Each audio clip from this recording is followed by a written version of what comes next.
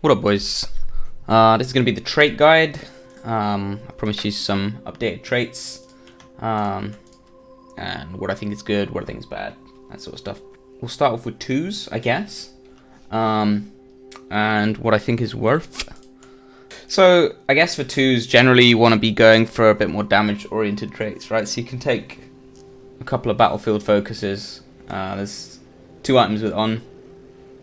You can get the Warfront helm. You can also get this from the Honor-bound Emissary. This is battlefield focus on. You can only get 371 of that, but it's still not bad. And you can also get a 385 PvP piece. And the way that these stack is, if I proc it now, it will add around 2k damage to hits. However, if more than one person has the trait, then it will stack as two individual debuffs. And what will happen is, say I proc it first, we consume 15 charges of it. There's about 10 charges left and half the duration left. Then say somebody else on my team procs it. The new stack that gets procced second then starts stacking down, while my one doesn't stack down anymore until that second stack is gone. So what will happen is my stack will most likely expire while we're going through the new debuff. So this kind of reduces the value of the trait. So if possible, you don't want to run two in one team, because you're not going to get the full damage value out of it if anybody basically overwrites somebody else's. If you proc once again on your own one, so if you have 15 stacks left or something and you proc again, then it will max it out 25. I think 25 is the maximum amount of stacks you can have. So it just adds 20 stacks to whatever you've got at the time. So you can lose a little bit of value there depending on how quickly you go through the stacks. But overall it's probably, in terms of damage numbers, I'd say it's your best damage per minute trait that you can get. Other options are Thunderous Blast. Got nerfed, it's not that good anymore. There's pretty much only low items with it. You got Razan's Fury is a possibility. You have, what else do we have? We have Tidal Surge. I don't know if I have one on here. But yeah, we have Tidal Surge, we have Dagger in the back. Problem with Tidal Surge is it can, because it has travel time, it can proc off some, it can even proc off a Dispel, I believe. It can just proc off some random shit and break CC. So Tidal Surge is one to be cautious about, especially in threes, but in twos it's not too bad. But maybe don't use it if you're playing with like a rogue or something that relies on CC. Like blinds, traps, polys, anything like that. Because it can, yeah, as I say, it can break CC and it can be problematic. But yeah, that's all the damage proc traits. I think Laser Matrix is okay as well. I think, as I say, Battlefield Focus is the best damage proc that you can go for, but Laser Matrix, Tidal Surge, and Dagger are all okay as well. Nothing terrible there. What you can also do is you can go for Death Throws or Contemptuous Homily. I have a Death Throws here. This will just, what you have to do is you have to spec this as Shadow and then respec to Disc, and then it will increase the damage of your Pain and Purge of the Wicked as Disc as well. Not as much as it does for Shadow, but still a fair amount. And if you have three of these, it's almost, I hesitate to say, but it almost doubles, if you have high traits, almost doubles the damage of your Pain. Maybe slightly less. It's a lot of damage on them anyway, and this also increases your atonement healing. It definitely does more damage than it says on the tooltip, at least. But yeah, things that increase your spells damage also increases atonement healing. So Contemptuous Homily doing the same. Let's see if we can find one. Here we go. So that's going to give me around 1k damage on a penance. Having three of those is 3k more damage on a penance. It's not bad. And I feel like this is not too bad in twos. If you're running Vortic Penance as a damage build with Sins instead of Schism, I think it's a little bit more versatile. So definitely worth a try. And you can run Searing Light, and then Penance is kind of the brunt of your damage. So yeah, this is not bad either. So yeah, keep an eye on that out for that. But yeah, Battlefield Focus definitely a good pick in terms of damage. And then your third slot, yeah, I'd personally I'd go for Homily on my chest if possible. For threes, if you're just gearing for the first time or you're new to Priest or anything like that, you most likely want to pick up Enduring Luminescence first on each slot. If you can get a nice high one on each slot, you're going to be sitting pretty. You'll use Radiance in a lot of games in threes, so having these traits to put on when you do run that is just really, really handy. And I run two of them a lot of the time. I run the Helm, this one I got from the Emissary, and this is from PvP. And then I just run a Battlefield Focus with it, because it's nice damage value per global spend. Like, I can just dot stuff and I'll get these procs. And it just adds a good bit of damage for very little extra, actually, like offensive effort. Against those comps where you don't really get to cast much in terms of offensive ability. So definitely pick up one of those. I'd say Enduring Lumi is most important, but Battlefield Focus next. You can also pick up Moment of Repose. Let's see if we've got one here. I think we've got one somewhere. Yeah, so this actually increases PS by a lot more than it says on the tooltip for whatever reason. If you have a few of these, you can do like 60k plus PS heals if you've got 3 of them. So this is really good against stuff like jungle, PHP, KFC, anything that stuns you into a trap that you know it's going to be bad. And you find like sometimes PS just isn't enough, but if you can top them with it as well, then the PS is sufficient. Because the worst thing in the world is using PS and then having them go through it from like 60% or so, and having to use another cooldown.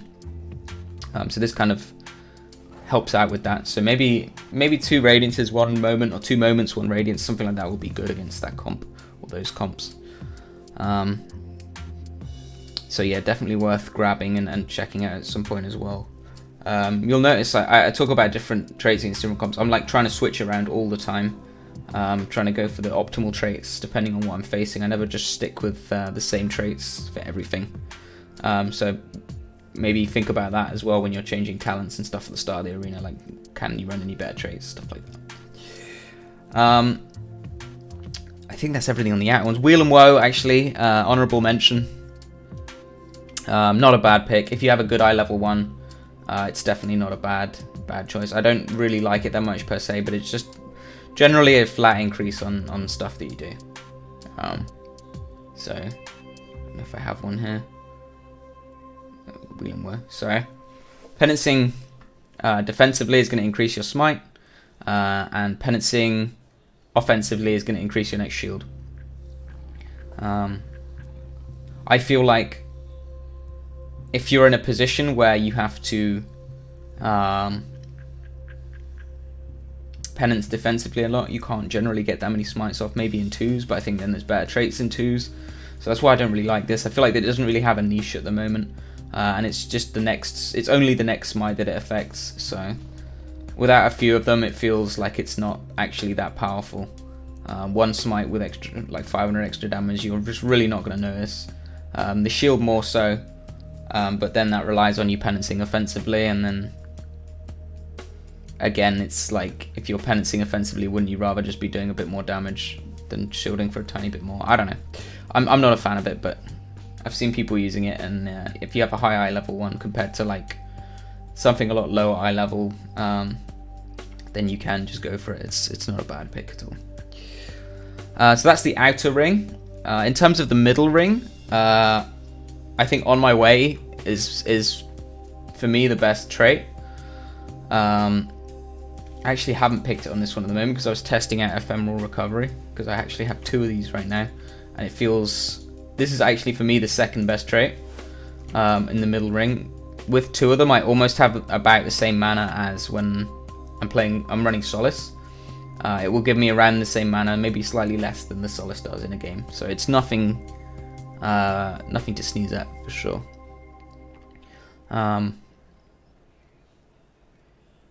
So yeah, On My Way, probably probably the best, because the amount of Versa on it is like actually just insane. When you think about it in terms of gems, it's 2 gems worth of Versa, and then you get the speed as well, which is around 2.5% run speed. So if you get a few of these, it's definitely noticeable, especially when you're going for Fizz. So yeah, pick that up where you can. Third is probably Overwhelming Power or Blood Siphon. Blood Siphon is nice as well, it adds a good bit of mastery and leech, which you wouldn't otherwise get in Arena. Like tertiary stats are only available in Arena via these traits. On items it doesn't actually apply, which is a shame.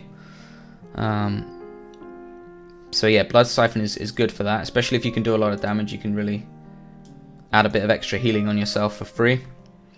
And then Overwhelming Power, as I said, and Woundbinder are nice haste procs, for sure.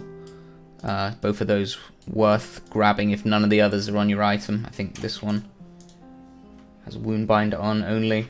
Blessed Portents and the other heals just don't give enough, in my opinion. Maybe Concentrated Mending, but the other one's probably not worth it. I think if you're going to go for one and you don't really have a choice, then maybe go for Conc Mending. Against certain comps, it's probably better than like a haste proc, I guess.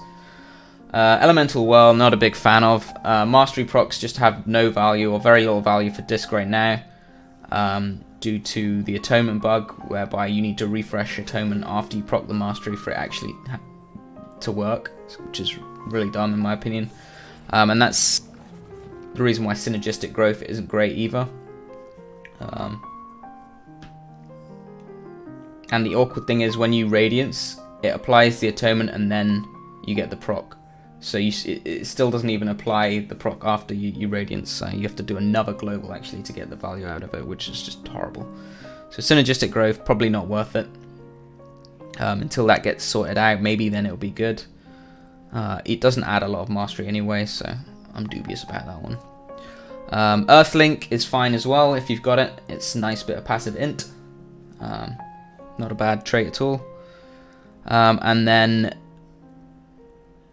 I guess honorable mention, Heed My Call. If you can run 3 Heed My Calls, mostly for 2s I would say this is, rather than 3s, but if you can run 3 Heed My Calls on some items with good damage traits on, I would say that is probably your best trait in the middle tier for 2s. But not if you have to sacrifice your outer ring stuff. If you have to sacrifice outer ring and you can't really get 3 Heed My Calls, it's not really worth it, because the power of the trait comes from the fact that it hits really hard. So that the power is basically burst. It's not good sustain at all, but if you get a good crit with it, you can just force a cooldown basically. And from a middle trait, that's actually insane. But again, it's only worth it because it does a lot of burst. So if you don't have 3, it's not really worth it, because you're not going to force anything. Now for the inner ring, we've got let's see what we got. Azerite Fortification, of course. It's just the best flat out right now, even though it got nerfed. I think it's still the best. I've got it on 2 items. It's so good if you're getting cleaved or trained by like a turbo or something like that. It's really good against any kind of rogue mage that goes on you, especially sub frost, because it procs off the frost roots as well. And sub has loads of stuns that it procs every time. There's no cooldown on it. Next we have Sanctum and Impassive Visage, both fine as well. Sanctum obviously is when you fade, it gives you a magic absorb shield. And fade is off global, so it's just free. Important to note as well that all of these traits are halved in Arena, these middle traits, or the majority of them. So if you check how much they do in Arena, they do actually change, so you can see. Impassive Visage also is fine. I think if you don't have Azerite Fortification, but you do have Impassive Visage on there, then that's fine to pick up too. It does the same sort of job. Probably just better against stuff that doesn't stun as much, I suppose. And then you have Twist Magic, which I think if you have a few of, could be really good against certain stuff where you can just dispel loads and heal from it. It was a lot better, but then they halved the healing of it, and now it kind of feels a bit rough to run, but you can actually do a lot of healing with it. But it's important to know that obviously purges a lot of mana, so you got to be really careful with that. And I think I'm going to take a little bit of time and quickly talk about racials as well. So for Horde, I think Undead is the clear winner right now. There's not many Warlock comps, but there's Warriors running around. There's a lot of Priests, Shadow Priests in the meta right now. So Undead is going to be solid against a lot of stuff. And I think it's just the clear pick right now. Troll is cool for berserking, but I actually race changed away from Troll to take Undead just out of frustration, because Undead just changes so much against so many comps. Being able to will one fear just completely changes the game. And then you have Goblin for those hyper cool jump fears. But again, for me, it doesn't beat Undead. So go that if you want, if you're trying to be a bit off meta. But for me, Undead is just a solid pick right now. And then for Ally, I think there's a few good picks. You got Human, Gnome, Night Elf, Dark Iron, and Void Elf. I think are all good picks. But all for different comps, so it's kind of hard on ladder. Like right now on ladder, there's a lot of Boomkins, but there's also a lot of Mage Rogue, and there's a lot of Jungle. So Human, you would run with Relentless, and you would run Relentless against a lot of these RMPs and the RM Palas and Jungle and PHP and all that. You run that Relentless anyway. So Human basically just allows you to try and Human Death something, or Human out of a stun. Just to have that little bit extra uptime, stop a go, that sort of thing, which is a big deal when these games are decided in like 3 or 4 goes usually. So Human is solid for that, definitely a T1 pick. Gnome, as I said, is very good against Boomkins, but it's good against stuff like Turbo as well if you don't have a Freedom on your team. If you can get away from that Turbo for like 5 seconds or whatever to top yourself, it's like a huge deal. Saves you some cooldowns. It's a 1-minute cooldown, and it doesn't share with Trinket either, so it's just a free root breaker every 1 minute. And as I said, you can get out of every root beam. Night Elf is generally solid. You know how it works.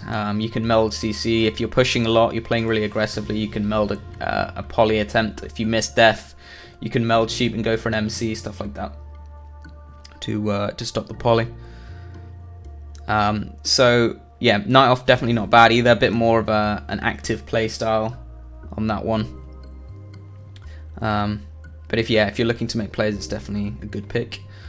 And then you have Dark Iron, which is just generally a solid pick. You know, it's like what, 600-700 intellect, I believe, and then 100 extra per every debuff you remove. So being able to remove any kind of bleeds or poisons or whatever as priest is like really strong, and you can get a lot of value out of that. Do a lot of extra healing with it.